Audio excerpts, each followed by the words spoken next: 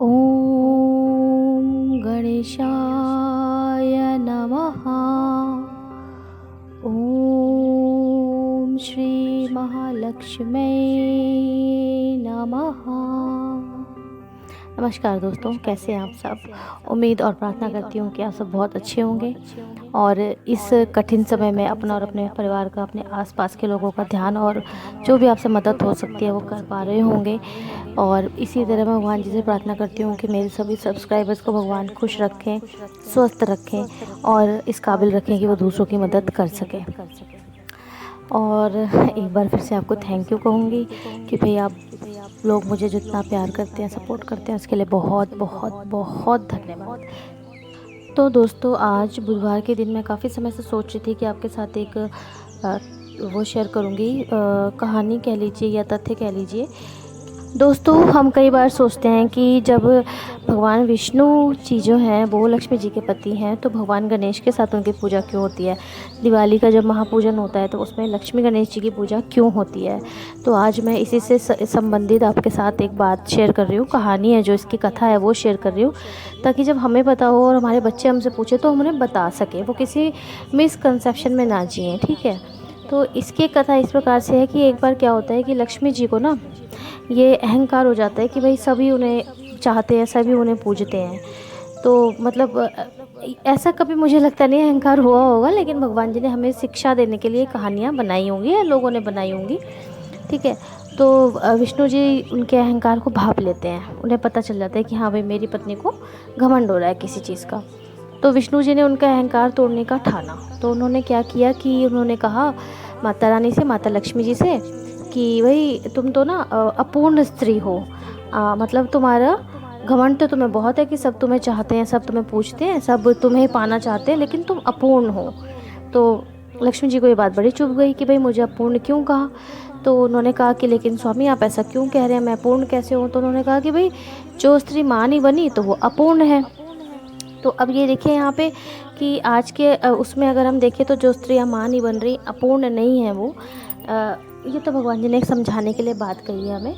तो कोई भी अगर ऐसी स्त्री इस बात को सुन रही हो तो आप अपने इस बात को दिल पे मत लेना। आप ज़रूर माँ बनेंगी, आप किसी बच्चे को अडॉप्ट कर सकती हैं या भगवान जी आपको बच्चे देंगे, मतलब आप माँ बनेंगी। ठीक है। तो कथा में आगे चलते हैं। तो लक्ष्मी जी क्या करती हैं कि वो अपनी जो सहेली कही गई है पार्वती जी उनकी, वैसे पार्वती जी जो है वो विष्णु भगवान जी की बहन मानी गई हैं। मतलब विष्णु भगवान जी को उन्होंने रक्षा धागा बांधा था, तो वो बहन भाई माने जाते हैं।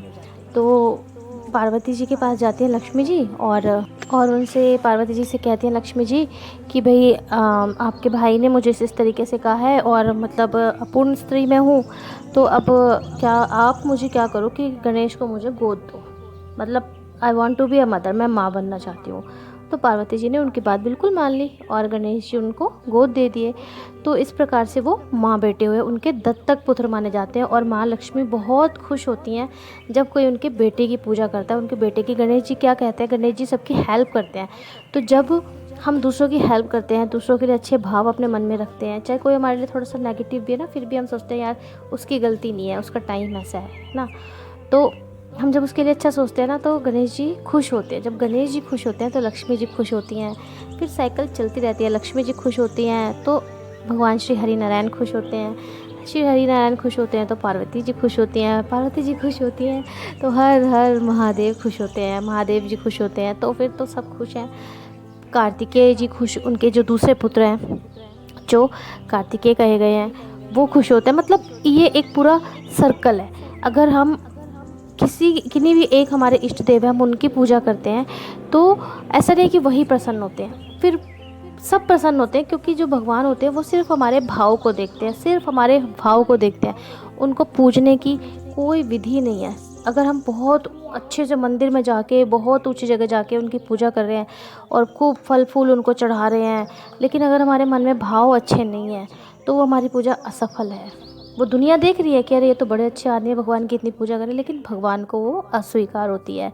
तो इसी तरीके से अगर हम भगवान श्री गणेश को पूजते हैं तो माता लक्ष्मी खुश होती हैं। अगर हम माँ लक्ष्मी की पूजा करते हैं तो श्री गणेश जी प्रसन्न होते हैं। वो प्रसन्न होंगे तो उनके भाई प्रसन्न हो जाएंगे, उनकी फैमिली प्रसन्न हो जाएगी, भगवान श्री हरि नारायण प्रसन्न हो जाएंगे। ठीक है, नारायण जी की पूजा करते हैं, उस घर में लक्ष्मी माँ का वास होता है। तो हमें हमेशा इस तरीके से, यही इसके पीछे कथा है, और हमें हमेशा पॉजिटिव रहना चाहिए।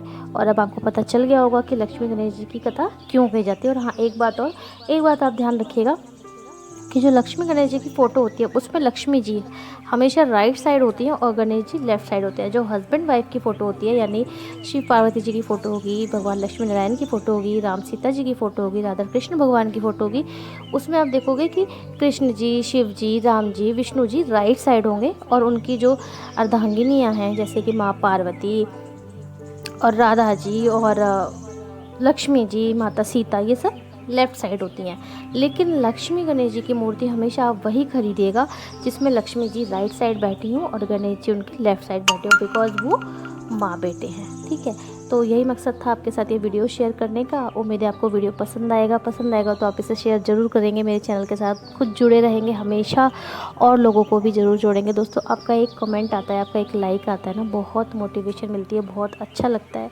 मैं चाहती हूँ कि हम जल्दी ऐसे ही, और मैं ना इसी टाइप की वीडियो आपके साथ शेयर करना चाहती हूँ, और आप सब के लिए प्रार्थनाएं करना चाहती हूँ, करती रहूँगी। फिर मिलेंगे किसी नेक्स्ट वीडियो में, तब तक खुश रहिए, बाय।